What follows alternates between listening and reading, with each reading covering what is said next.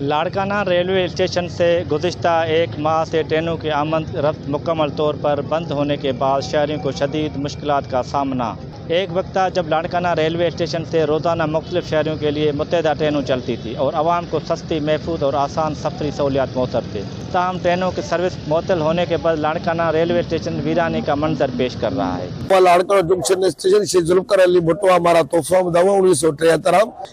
एदा जो ट्रेन लगा तकरीबन 8-9 ट्रेन लगा नी यकद ट्रेन न लगे हवा टाइम बुलान में लगा खुशहाल खान खाट लगा जुल्फ़िकार एक्सप्रेस लगा कलंदर एक्सप्रेस लगा माए हाईवे घुसी तो ट्रेन जो सो मुसलसल जो है सो एदा बंद छेक रही है तो जो ट्रेन जो सो शहीद जुल्फ़िकार अली भुट्टो है शहर है शहीद बेनज़ीर भुट्टो है शहर है हवाई को नायब साहिब शचियाब खनो है कुरिया चीफ ऑफ आर्मी आर माए है से वज़ीर आज़म माए है से ट्रेन जो हलाइनी खवी एदा फाका कशिया मर्दम मला कद मोड़ा एदा गीस्त प्लेटफॉर्म सरा जो स्टॉल भी है 500 कूली भी है ट्रांसपोर्ट हलाई कतिया तो ट्रेन छिया बंद है। हां घणी सोलह पवंदी हाने घणो दुखियो जान थी वियो आहे किराया महंगा भाड़ा महंगा पेट्रोल महंगा गरीब माण्हू काॾे वञे सफ़र में इन्हनि में वॾी किलत थी वई आहे रोज़गारनि में कमाइण में घणी किलत लगी पई आहे। अॻ में ट्रेनियूं हलंदियूं सस्ता किराया हूंदा सफ़र अचण वञण सहुलो पवंदी गरीबनि जे लाइ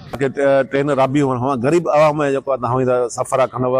किरायो देवर टेकिंदा देवर मर्ग ईंदा लैंड माफ़िया खे कोचिंग ईंदा आकंद लाट मां हिक दो ट्रेन में मज़े असर भी छड़ा मैं वफाकी हुकूमत जा हनीफ अब्बासी गवर्नमेंट रेलवे वज़ीर बाबा हुआ गुशी जो कदा इंदा लाड़काना में ट्रेन राबी होता मतलब इंदा एक्सप्रेस ट्रेन भी लाड़काना जो कराची डारवी जो इंदा व्यापारी गरीब आवाम कुल इंदा ट्रेन में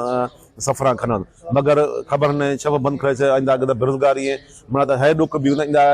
ठाव बजा कुल उख रेल पटड़ी कब्जो भी